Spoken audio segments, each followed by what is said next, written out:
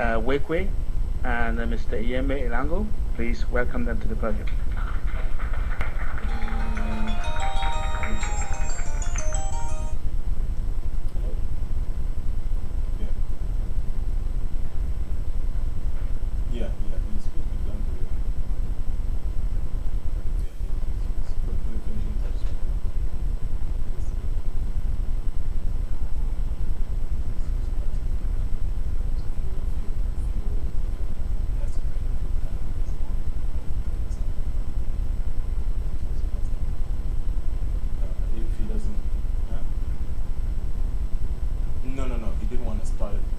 So Mr. Yenge Lango is going to present, I think they actually share the work between the two, so he's going to present information about some minerals, I guess diamond and other minerals.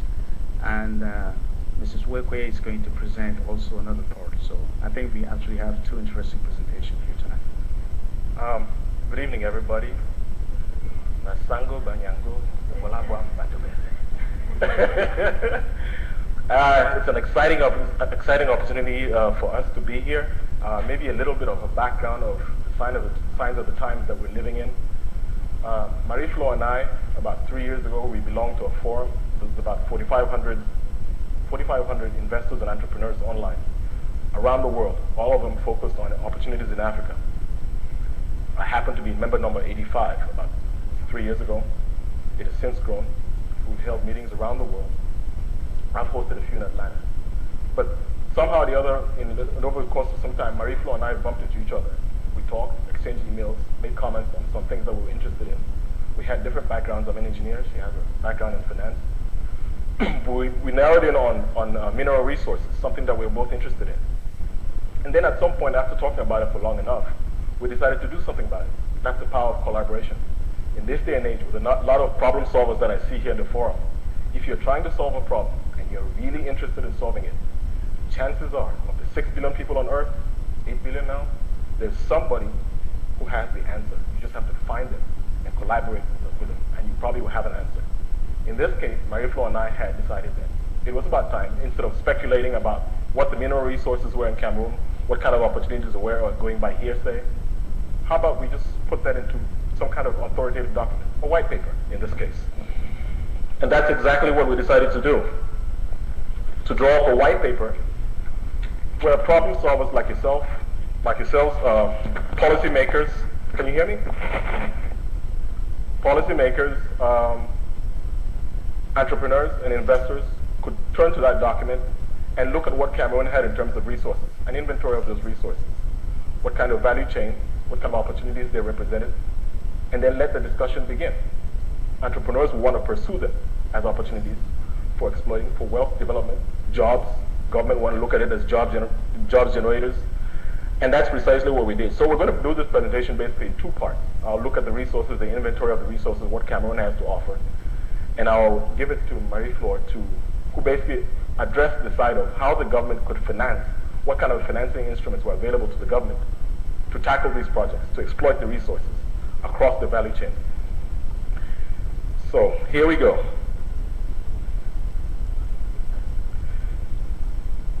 Short list, abbreviated. It looks like a lot, and it is a lot for a small country. Now, before I proceed, let me just put this in mind. There's a quote. Maybe you can take away this before you go home tonight. There's about 3 regions in the world where there's a medium to high probability of the discovery of large quantities of non-hydrocarbon mineral resources. One of them is in Western China, one of them is in Arctic Canada, and the other one is in Cameroon. It's a mineral belt. 80% of Cameroon's landmass sits on that mineral belt that stretches from Cameroon all the way towards Rwanda. Cameroon basically sits at the big end of it, 80% of the country. So this is just an inventory of what has been found. What you will see here today is just what has been found. And they expect that over time they will find a lot more. That again is just a map of what has been identified so far. Everything from gold and tin to rutile and cobalt. there are already a lot of companies that are been exploiting these, have been given contracts to exploit them. I mean, the details are not available publicly. You only get anecdotal evidence here and there of what may have been done. And financially, I don't understand them, so I turn to somebody who was an expert to understand what they could have been doing. Sometimes it looks like counter trade, but it may be a different kind of instrument. And that's why there was a power of collaboration here, because I brought my side of the expertise. I could look at it from one angle, and Marie-Flo could bring a different kind of expertise, and she could kind of do a dissection. This is what they probably did. That's the mineral belt. You see that big end? It basically, the picture is not exactly clear, but the pink basically covers most of Cameroon, and I try to enhance it a little bit. It's not exactly clear. But that's the quote that I mentioned earlier. That's probably a clearer picture of what that belt looks like. And that's the pink zone, which represents most of Cameroon, all the way to the northern tip of the country. Now, somebody mentioned earlier that the Chinese had found, the original report itself is kind of peppered with enough information where, depending on what your background is and what you're looking for, you probably would find it in there. If you're an entrepreneur and you're using aluminum, for example, and going up the value chain, I've heard in Cameroon they use aluminum to make pots, and inside those pots you can cook ekwang. Is that correct? Well, well, we're talking about value here, and I prefer the ekwang if you ask me. but anyway, again, I try to categorize these resources in different ways. This was a particularly interesting one. I just did it basically for the intellectual exercise as much as for the illustration. Now, the United States keeps a defense stockpile that is critical for its national defense and industrial supremacy. These are critical resources that the United States must have. Now, I decided that, okay, what is it in this inventory that Cameroon has? There's about 30 something of them. Cameroon has about 13. So these are the three categories. Geostrategic, which has platinum, and there's the industrial. I'm sure most of you can read these kind of charts. There's fuel, and those are three.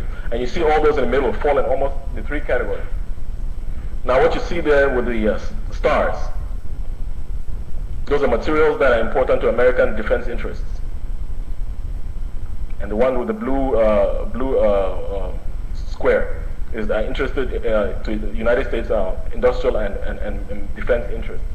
Just so that, again, when you're doing policy planning, I'm not an economist, by the way, I'm just trying to illustrate for people who are interested from different aspects of different parts of society, in business or otherwise, to start looking at what these opportunities represent. It's not just the minerals in the ground, but across that value chain, what it ultimately means and what it means for your potential customers. Where are you going to invest? And a lot of these investments are capital intensive, but it's your country, isn't it? I mean, if we don't start looking at these with an eye to making business decisions, policy decisions, I mean, many of the people who are going to be making decisions before another generation might just be somebody in here. But again, it was essential that we go back and do the homework. And Eric Chinger mentioned earlier that sometimes we need to drill down and get that baseline information, intelligence up, so that those decisions can be made by anybody, including people who are just business interests. And that's exactly what we're trying to do here, is just illustrate. If you're going to make those decisions, what exactly does it mean that Cameroon has platinum? Who would want it? Why would they want it? How much price do you charge for it? Those are questions that you need to know, so you don't give it away. In the case of the diamonds, we only heard that the contract had been made with the Koreans. And it wasn't exactly clear on what terms. Until a few months ago, the Koreans showed up with a master plan for railroad development in Cameroon. I'm not sure they're supposed to build it in a partnership, but they wasn't sure exactly how we're paying for it. Is it a counter trade?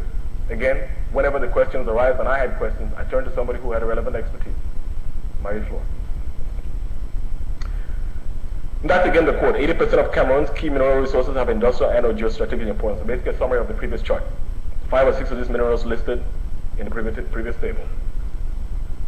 Now, whose cousin is that? Hey, I don't know that man. But anyway, basically we're looking at creating value, and in this case, jobs. These resources have to be exploited, and in best of circumstances, we would have a setup where they're not only mined locally, but we're creating value in terms of jobs, so that the farmer is now able to be a diamond appraiser. Now, a lot of education goes into that, and we may not have those schools in Cameroon. But if you're going to do it, why is India doing 85% of the diamonds processing in the world. They don't have any diamonds. And we export raw diamonds. Well, the Cameroon diamond deposit that they found was one of the largest in the world. And I don't see any plans to do any in-house processing, value addition.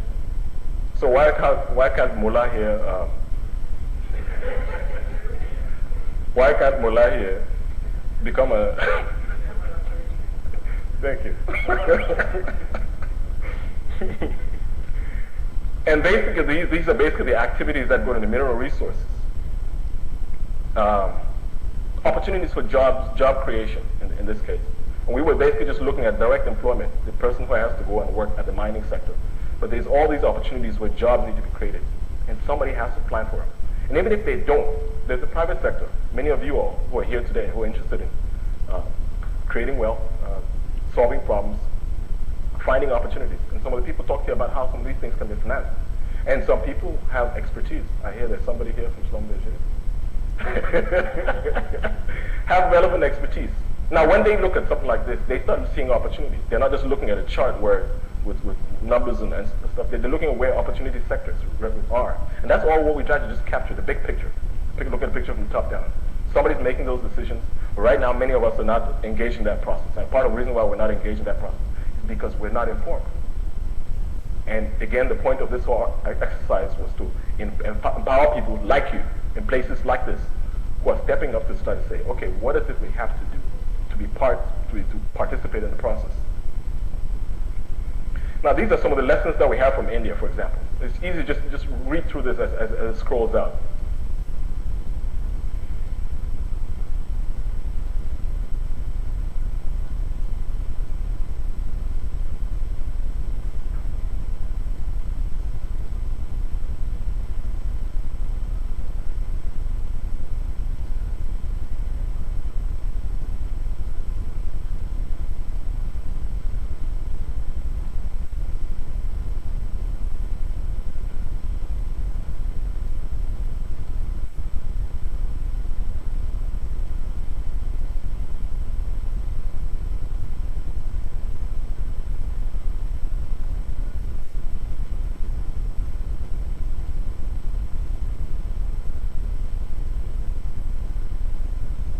Now think about that. 60% of the world's diamonds. You know how many years it took for that diamond center to basically diamond cutting, diamond processing to move from Belgium to India? It took about 4 years. India doesn't produce any diamonds. Now look at how many people are employed in the diamond cutting sector. 1 million? Think about how many Cameroonians. We won't need to talk about poverty reduction. How about wealth creation for a difference? And get all those people out of poverty.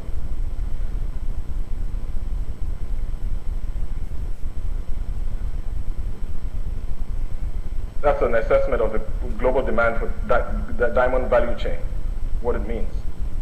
I'll just leave it for you guys to read it and kind of assess it for yourselves.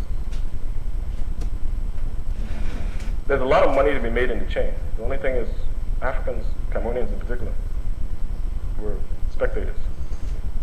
If we even know that the game is being played. And this is really just to empower all of us to be able to go back and think about this. If we're not engaged directly, we know somebody who could act on this kind of information. If we can't act on it because we don't have the expertise, like Mr. Anaga said earlier, find somebody who has the expertise, who needs your help. And if you're a guy and your wife asks for diamonds, now you know where to get it. Can't go back home and tell her that you don't know where to find it. Because I know your country has plenty of diamonds. There's probably some in your grandfather's backyard too.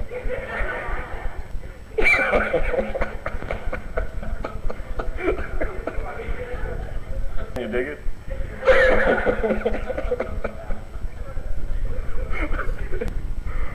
That is the diamond pipeline, value chain. Now remember it's not just, in every step of that chain, about 85% of the value of the diamonds is the value of the diamonds itself. Now there's very little margins to be made in the jobs that go into diamond processing. But look, you know how Indians live on $1 a day? Naiva just needs to tell a pink diamond from a white diamond and put him to work to earn more than $2 a day. Trust me, he's got 5 kids and there's mosquitoes in his house. I know many of you have lived in the United States long enough where you don't have to fight mosquitoes at night. It's small little bitty things like that, but they can hurt you.